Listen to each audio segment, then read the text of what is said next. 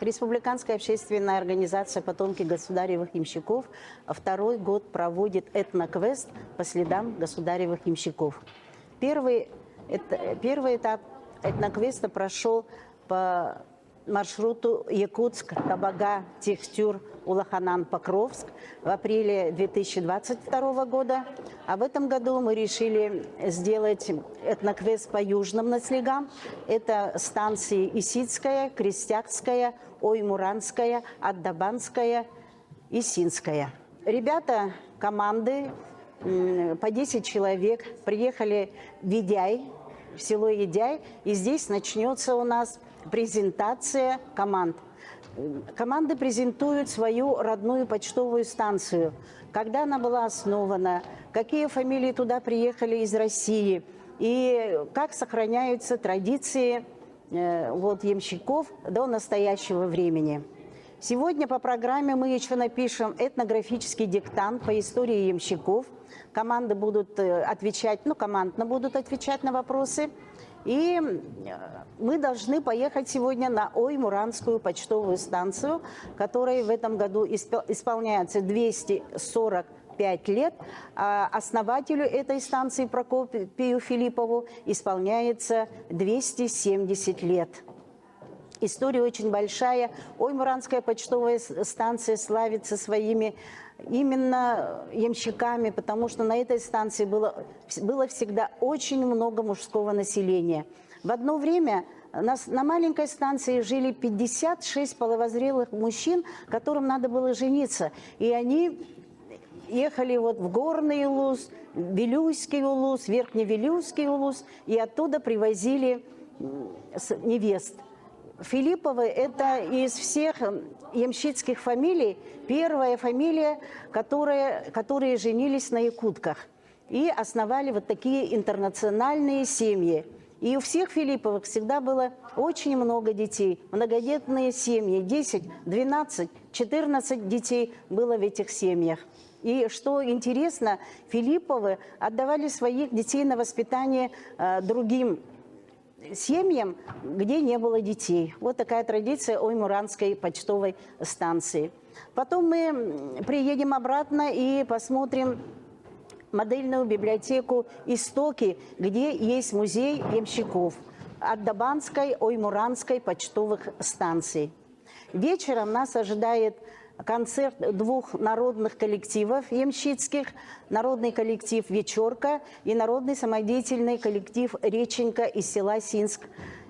Они нам споют старинные ямщицкие песни, а затем выучат детям старинные песни, поводят хороводы.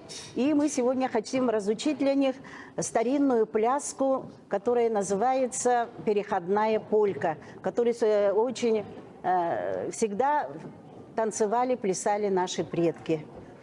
Но все это мероприятие проводится для того, чтобы наши дети, наше молодое поколение прониклось историей своих предков. Потому что если от Витима до Якутска 63 почтовые станции. И каждая почтовая станция – это отдельная история. Сюда были переселены русские крестьяне Сярославской, Костромской, Орловской, Вятской, Ивановской, Московской губернии нашей великой России.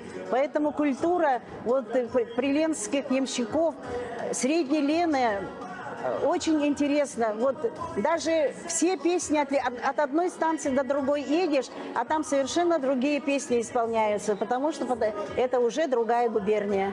Во-первых, я хочу поблагодарить руководителей, которые составили команды и привезли сюда в село Едяй, чтобы участвовать в нашем этноквесте. Я желаю всем командам отлично выступить и, самое главное, узнать многое об истории нашего тракта и прикоснуться к родной ямщицкой культуре. Друзья, сейчас у нас осталось каких-то, грубо говоря, 300 километров, наверное, даже, я бы сказал, 1/10 нашего пути. Сейчас рядом со мной Александр Чубаков, директор завода по производству вездеходов «Байкал» 4×4. И мы, так как сегодня у нас такой солнечный, красивый, хороший день, более-менее спокойном режиме мы можем пообщаться. Ну и, соответственно, я еду за рулем того вездехода, в котором ехал непосредственно два Александра. И могу так даже как-то такой параллельно сделать, да, тест-драйв. Конечно, конечно. Александр, ну вообще вот давай расскажем нашим зрителям, да, вообще вот всю предысторию, да, как вообще появилась идея сделать такой пробег, достаточно, я бы сказал, ну, я вот не видел, чтобы такие пробеги как бы делали вот на переломках. Я до сих пор не понимаю вообще, что мы здесь делаем, как мы здесь оказались. Ну, это, конечно, благодаря переломкам, пешком бы мы до сюда не дошли. Такое расстояние. А вообще, само приключение получилось очень интересным. Получили комментарий в Ютубе от Вадима, просто пользователь Вадим, который написал: если доедет до Якутии, то приобрету, куплю. Стало очень интересно. Нам стало интересно не то, что вот в Якутии у нас купят, а стало интересно то, что вообще сможет ли и вездеход доехать до Якутии. Расстояние там порядка 3000 километров. Ну и такой, нам бросили вызов, который мы приняли. Все, и вот мы взяли вездеходы, которые у нас приехали из Кругобайкальской экспедиции, тоже установили рекорд. Берем эти вездеходы, садимся в них и едем. И вот мы приехали, и сейчас мы едем по реке Лена, и до Якутска нам осталось порядка 250 километров. До Якутска. В Якутию мы въехали еще дней 5 назад. Я бы хотел добавить еще, что при выборе маршрута были несколько, да, альтернативные. То есть все было как бы вот такой достоверной информации о дороге нет, да, там вот перед экспедицией очень сложно определить именно точно по какому маршруту пойдут вездеходы. Экспедиция по большей части должна была идти по Ямщицкому тракту, да, Иркутск-Якутск. То, конечно, все это сделано также в сотрудничестве с общественной организацией «Потомки государевых ямщиков». И я вот до сих пор немножко нахожусь в таком шоке, потому что запланированные мероприятия от этой организации и наш маршрут, он очень прямо совпал. Синхронно. Да, синхронно. То есть буквально вчера мы участвовали в круглом столе в Алекминске, да, который был посвящен 280-летию тракта. А сегодня мы участвовали, посмотрели на этноквест, да, где участвуют уже школьники, да, то есть дети с близлежащих поселков. Я изначально думал, что как будто не мы маршрут подстроили под все это, ну просто мы ехали, а как будто вот люди под нас эти мероприятия делали под нас. Но они их планировали там еще несколько месяцев назад. Мы еще даже про маршрут, в принципе, только думали, поедем, не поедем, куда поедем, как поедем. А тут раз приезжаем, и вот каждый день события, и связано с ямщиками, и мы принимаем в этом участие. Ну, прям вот реально синхронизация такая получилась, как будто вот, ну, помнишь фотографию, когда мы ночевали возле Ямщицкого столба? Да. Верстового. И ты сфотографировал рано утром, и вот перед нами был такой образ какой-то, ну, я как понимаю, кто-то нас сопровождает. Да, очень интересно было. Ага. Да, эту фотографию потом тоже опубликуем, покажем. Я думаю, нас ведут нас правильной дорогой, и за всю поездку я вот ощущаю, что мы не одни. Вот реально нас кто-то сопровождает, нас кто-то курирует. Согласен. Причем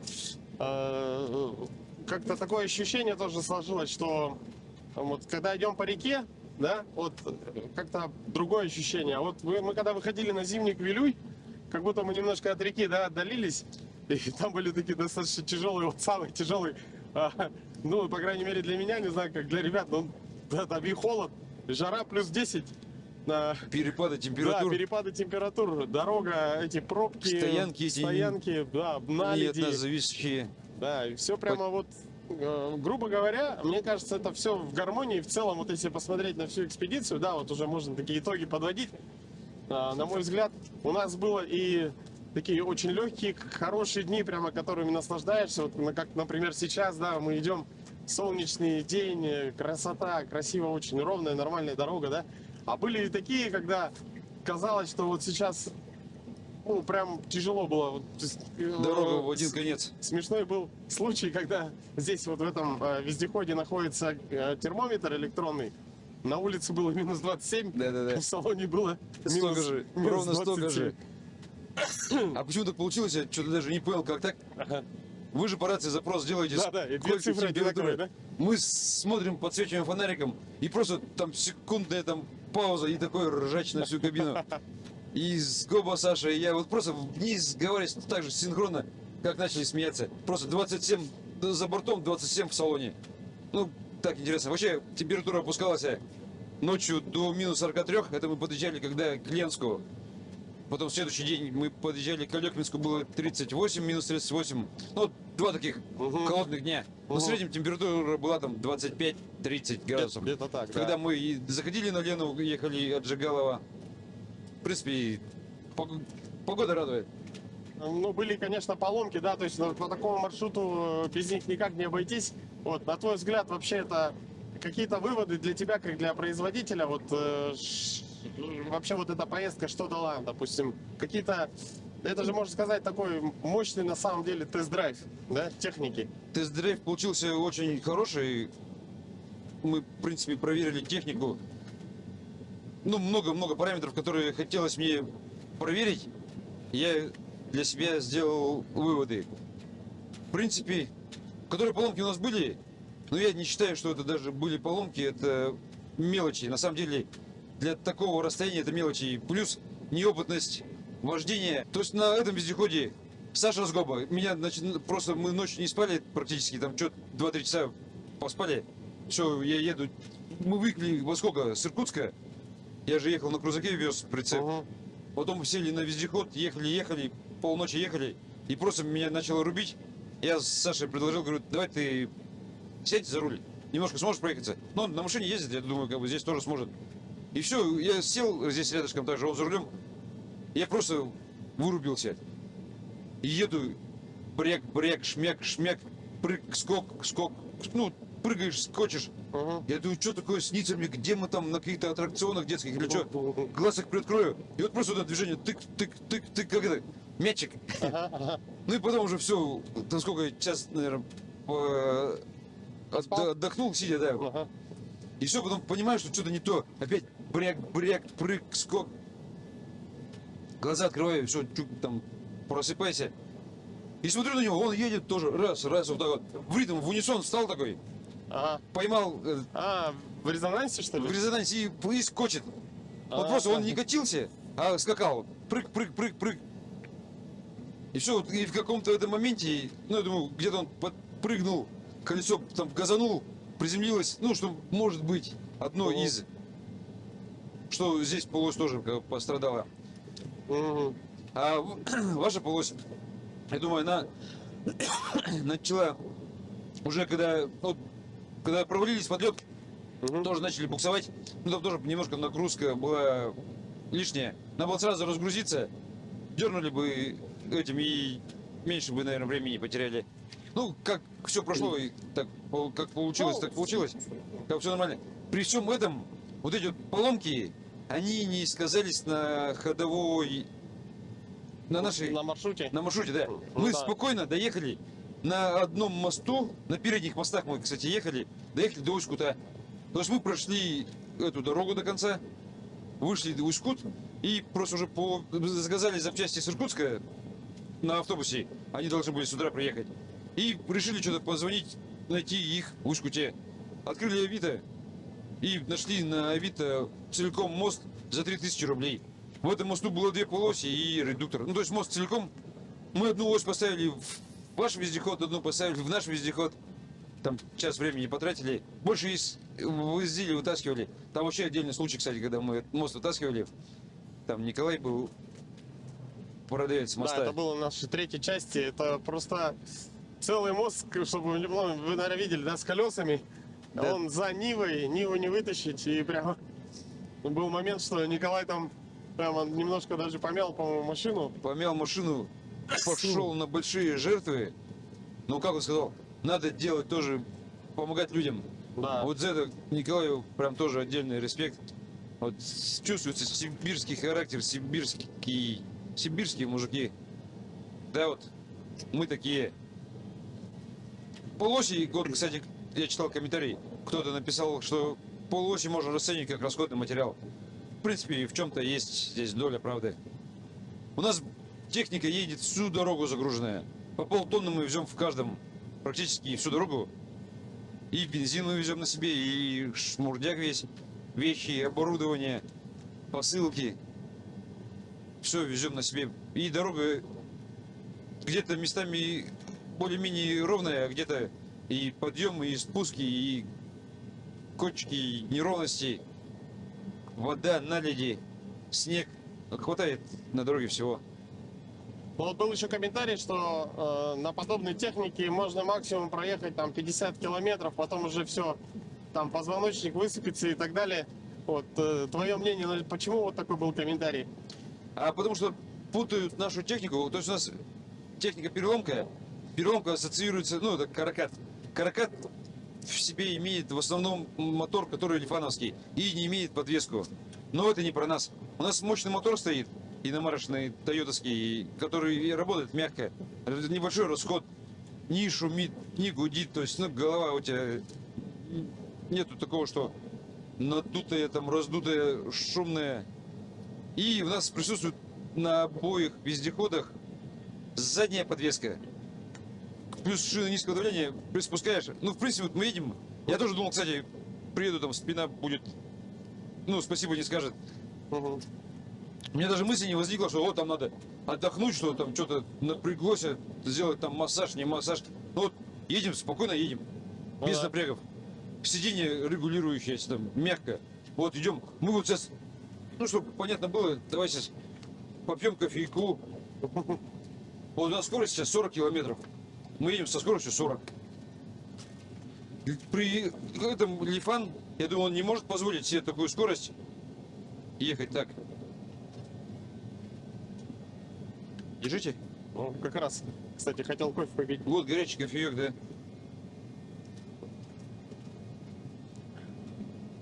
Удобно же, не напряжно. Да. Одной рукой рулишь, одной рукой кофе держишь. Третий, была бы третий бы слезы радости вытирал.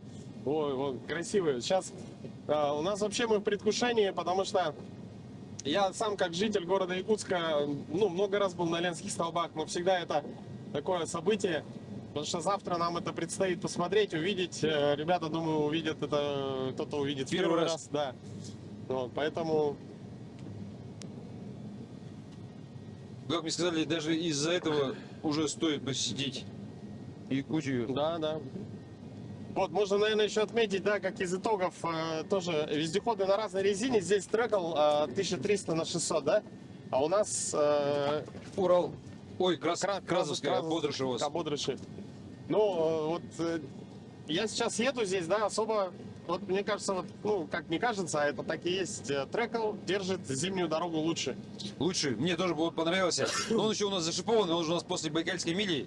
А хотя вот ребята на нем устанавливали, когда рекорд России по пересечению вокруг Байкала автономно, он был не зашипованный. Но они, тем не менее, тоже прошли, и им понравилась трековская резина больше, чем у Бодрыши. Ну, это, в принципе, этому есть Тут много больше, логических да, объяснений. да. Резина правильной формы, она, то есть, там нету износ, не износ, там нарезано, не нарезано. Ну, она сделана специально геометрически правильно. То есть, а Бодрыш взять, у него где-то там клык больше, где-то меньше, не отбалансирована. Здесь может, ну, она уже, эта резина,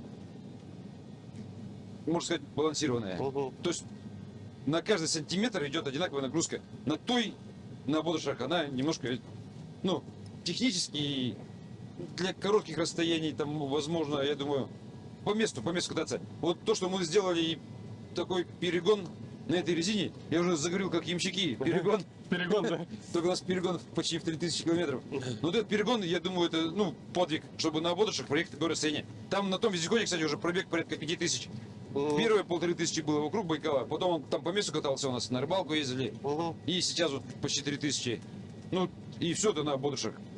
Мне кажется, теперь у вас в коллективе самый опытный, квалифицированный водитель — это Михаил. потому что он прошел вот этот зимний Квилюй, где вот такая вот, чтобы вы понимали, ледяная ванна, и машины, большие грузы, да, они вот так вот идут.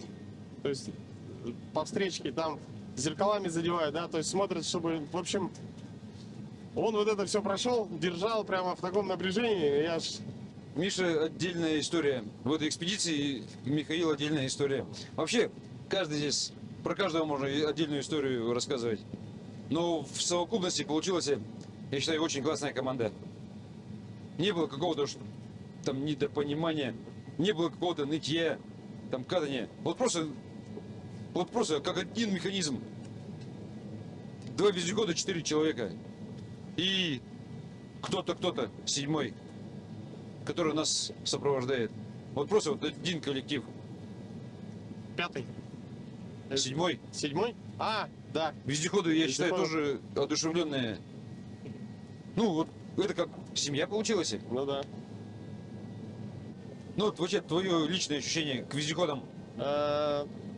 Проходимость раз, комфорт 2, грузоподъемность 3, управляемость, плавучесть, что еще? И непроваливаемость в снег, ну, вот на Маневренность. Траколовский, да, маневренность. Расход. Относительно небольшой расход. Да, кстати, расход сколько вышел примерно? Ну, я так примерно подсчитывал, где-то 17-18 литров у нас получилось по кругу на все расстояние. Где-то на каких-то маршрутах было 15 литров, на каких-то было 20 литров на 100 километров. В зависимости от дорожного. Да. От загруженности, от подъемов, от снег, ну там дорога, или ты катишься просто по ровной, или ты идешь там в гору по снегу, ну тоже разные расход разный получается. В целом очень комфортно. Единственная была проблема, вот кто смотрел первую часть на полигоне, вездеход, который проходил обкатку, было мне немного сложно понять управляемость переломки, да, то есть немножко надо заранее, как бы, ну, рулить. Входить в поворот заранее. Да, уходить в поворот немного заранее, тогда будет все хорошо. И, например, в отличие от автомобиля, мне так показалось, что, ну, у тебя здесь, как называется это? Гидрообъемное управление. Гидрообъемное управление и распределитель, да? Ну да, это все входит в гидрообъемное управление. Распределитель, дозатор. Он более насос. мощный, да, здесь стоит? Здесь, да. Потому что я, например, буквально чуть-чуть проворачиваю руль и уже Чувствительность хорошая. чувствительность хорошая, да, идет. И это лучше или хуже, кстати, вот на твое мнение? Слушай, ну сложно сказать, потому что на вот этих на кразовских колесах, да, Да. там вот реально сидишь, напрягаешься, потому что они скользкие, и вот любая вот эта колея, она тебя немного, ну, сносит. Поэтому там больше рулишь. Вот если бы их поставить как бы на одинаковые колеса, вот тогда бы я То мог можно было как-то сравнить. сказать, да. А вот здесь, ну, в целом вообще комфортно. То есть я вот еду чуть-чуть буквально, не знаю, как объяснить. Вот давление пошло, да, в ту или Клапан иную открывается, сторону. машина начинает Да, и переламываться. она уже немножко подруливает. Просто у машины, у обычных машин колеса передние поворачивают, Да. а здесь середина рамы ломается. И это расстояние порядка 2 метров. То есть также видишь поворот, ты на машине привык сразу поворачиваешь, а здесь вот на 2 метра надо делать Угу. манипуляцию раньше, и все. И Да. точно так же и входишь и в поворот, и... Ну вообще час-2 часа езды на вездеходе, и ты уже с ним становишься как одно целое. Как «Аватар» смотрел? Да. Так, чуп. Раз, законнектился и все. Одно целое. Ну, Чувствовать надо технику. Ну, я думаю, она не осложняет твое движение, и очень быстро к этому привыкаешь. большинство времени поездки я провел в качестве пассажира. И в целом вот мне понравилось, что в кабине, да, в принципе, есть место свободное вот за сиденьями. Сбоку можно разместить какие-то личные вещи, да, и так далее. Сзади тоже есть, можно повесить куртку. То есть в целом полноценная, нормальная как бы, Кабинет. кабина. Да, кабинет. То есть у меня с собой вот это съемочное оборудование, которое боится холода, да, то есть в Кунг ее не положишь, но тем не менее объемные достаточно сумки лежали в кабине всегда под рукой. За время поездки, вот, ну, я свои ощущения скажу. Вот вспоминал, как мы первый раз выехали на Лену. Как вообще мы выехали, сошли с вездеходов и поехали первые 100 километров по дороге Жигалова. Помнишь? Мгм, да. Такое ощущение, что это было там месяц-два назад. Да, кстати. Давным-давно, да? Это это было сколько? 9, 8, 10 дней назад. Да. Подожди, мы в четверг выехали, сегодня пятница. 8 дней получается. А, нет, сегодня суббота же. Сегодня суббота. Суббота. Вот, мы немножко даже в поездке теряется вот это ощущение дней недели. А, сегодня суббота. Мы выехали в четверг. 9 дней. А ощущение, что срок вот прям давным-давно это было. Да, да, как будто уже очень давно. И я, наверное, по приезду еще пересмотрю первую часть, чтобы вспомнить. вспомнить, Да, да-да-да. первую, вторую. И это классно. Ощущение такое, что время остановилось. И вот такими моментами надо жить. Такие моменты продляют жизнь. Кстати, время, потраченное на путешествие, в счет жизни не учитывается. Ты в курсе? Я где-то слышал, да. Да. Ну так и есть. Если бы ты был просто там на работе, на месте, день сурка, уснул, проснулся, уснул, день прошел, ну как бы, и так изо дня в день, и время прям летит очень быстро. Да, то есть, ну, бывает, что люди спрашивают, зачем это вам надо, да, то есть, куда вы там поехали, что вам, типа, дома не сидится, да? Ну, не сидится дома. Потому что надо успевать, да, смотреть, получать новые впечатления, Просто эмоции. надо попробовать. И кто знает, тот знает, кто не пробовал, не поймет, кто попробует. Я думаю, тоже понравится и будет придерживаться примерно вот такого же образа жизни. Турбаза. Так, что, прям подъезжаем. Вот сейчас мы прибыли в Синск. Если быть точнее, то на турбазу Ямщицкое подворье. Вот такая шикарная погода, красивый антураж. Такой вот дом. Тут есть в целом несколько помещений. Вот хотелось бы показать, где мы расположились. Вот, казалось бы, сцена, закулисье справа, закулисье слева. Давайте посмотрим, что происходит в закулисье. В закулисье у нас... Опа! Теплый домик, теплая такая комната. Все. Вон Саша уже заряжает все гаджеты. Я бы встал, но не хочу. Да, мы сегодня спали всего около где-то 3-4 часов.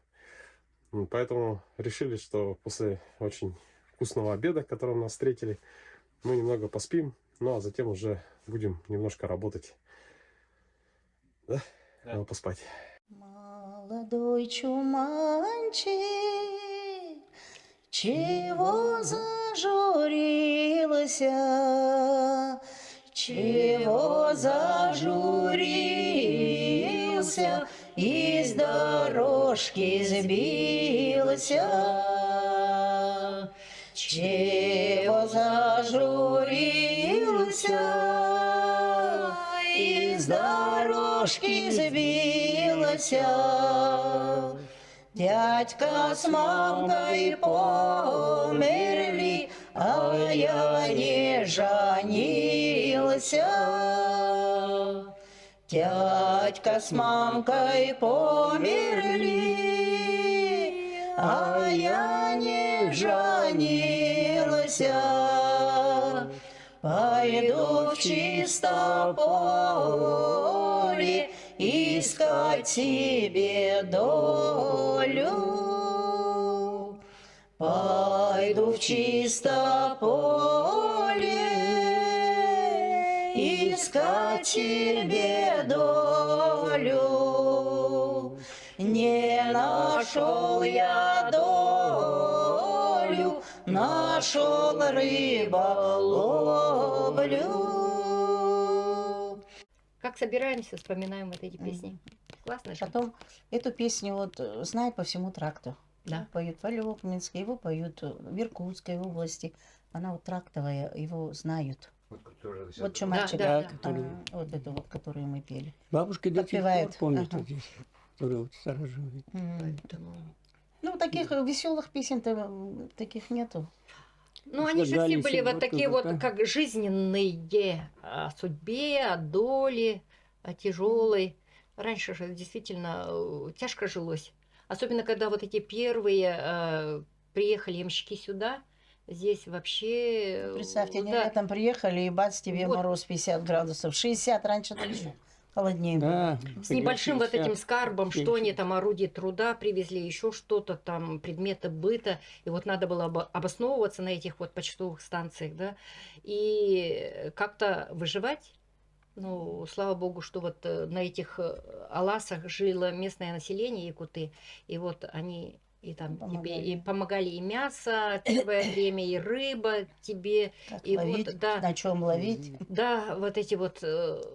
Кстати, завтра я вам покажу сети, которые сплетены из конского волоса. Это вот старинные. Раньше же не было этого лески и прочее, да. Вот из конского волоса они плели вот эти сети. Да, и главное, что там удивляет, да, и чья была большая, они мелкую рыбу не ловили, ловили только ну, такую крупную, чтобы уж поймал и накормил всю семью, да. Ага.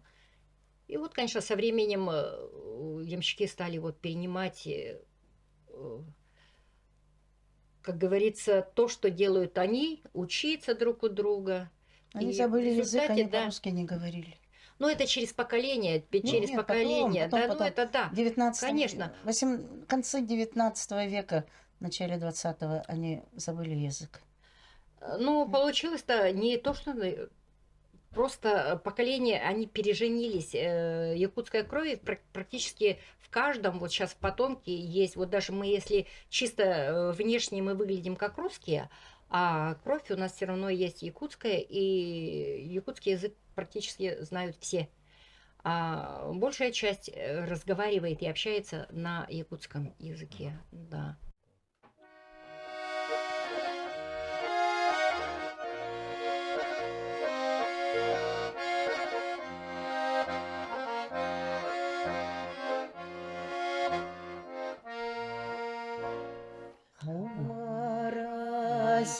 Сирустун сасманай аманир керепи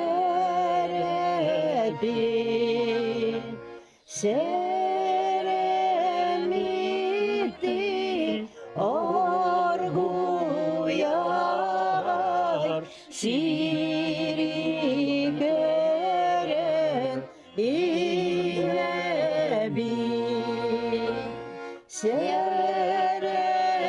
серемити оргуяй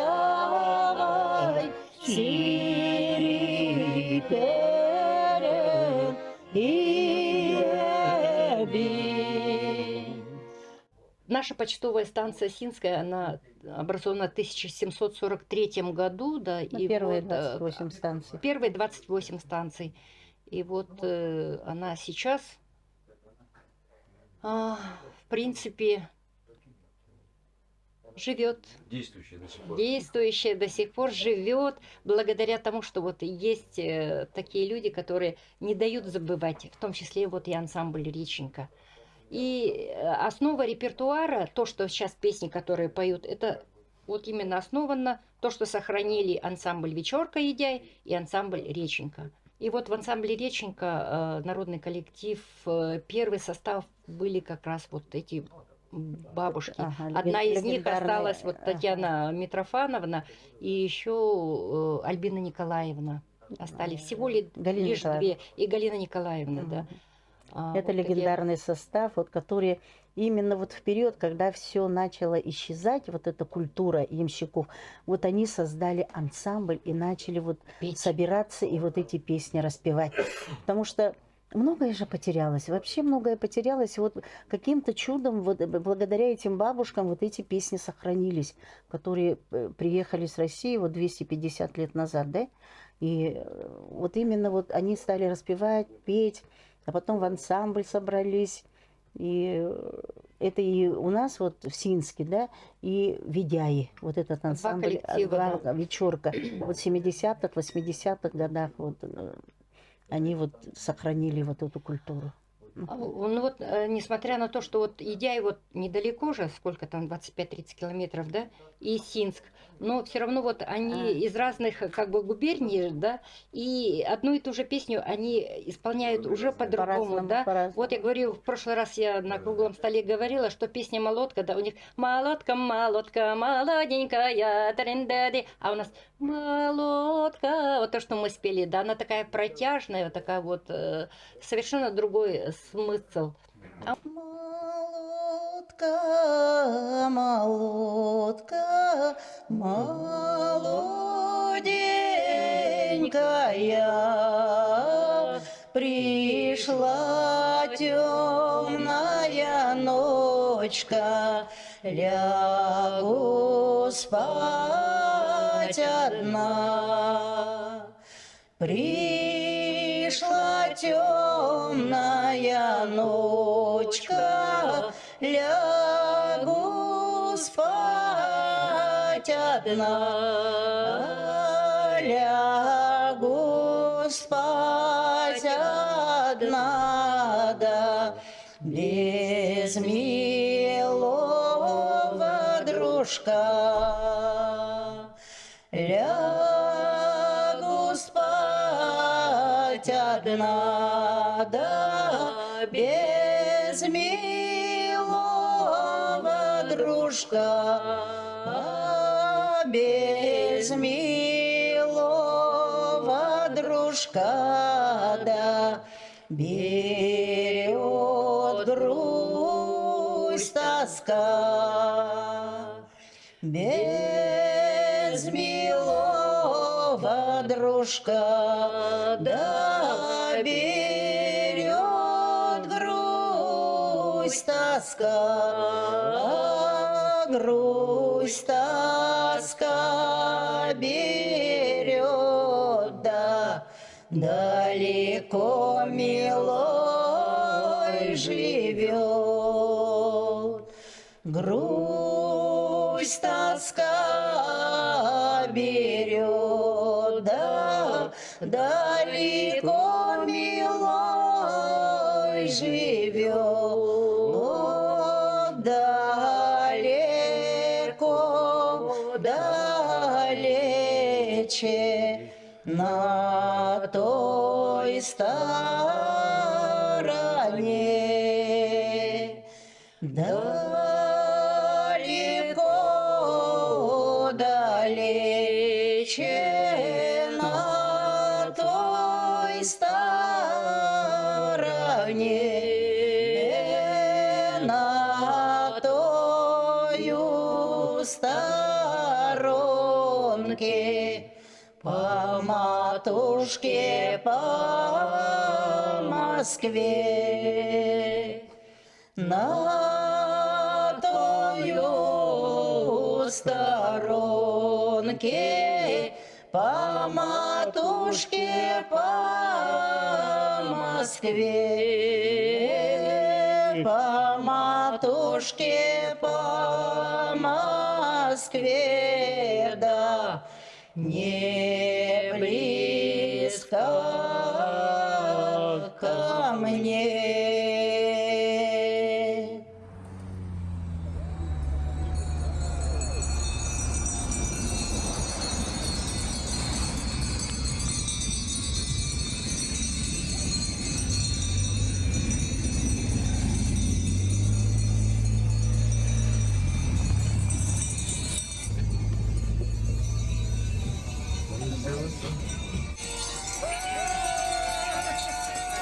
Здравствуйте!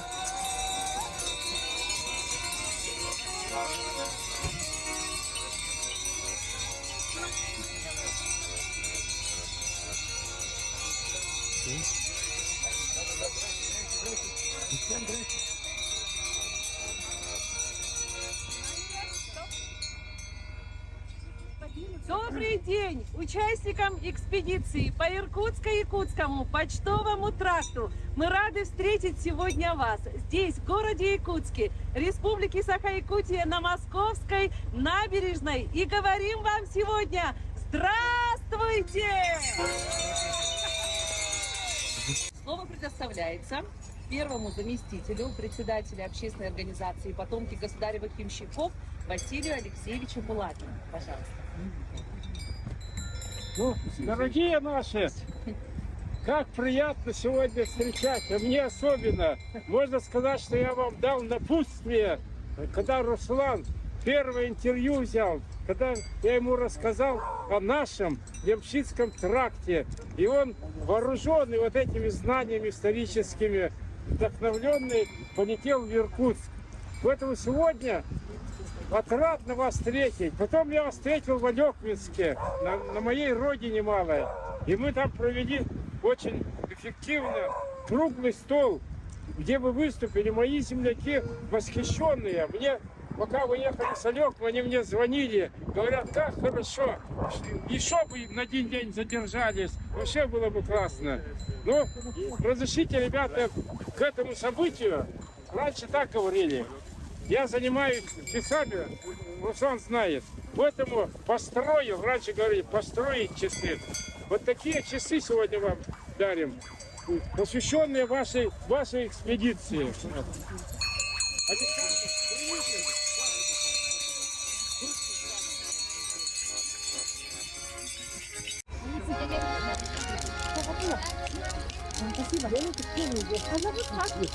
Я Михаил. Михаил передал тоже 2 посылки. Вот. Давичи горько круто, там гуляли молодые рекрута. Ой да, ребята, там гуляли молодые рекрута. Там гуляли молодые рекрута, их назначили которого куда. Ой да, ребята, их назначили которого куда. Их назначили которого куда. Записали дружка братнички. Ой да, ребята, записали дружка братнички. Записали дружка братнички, а Василий в начальнички.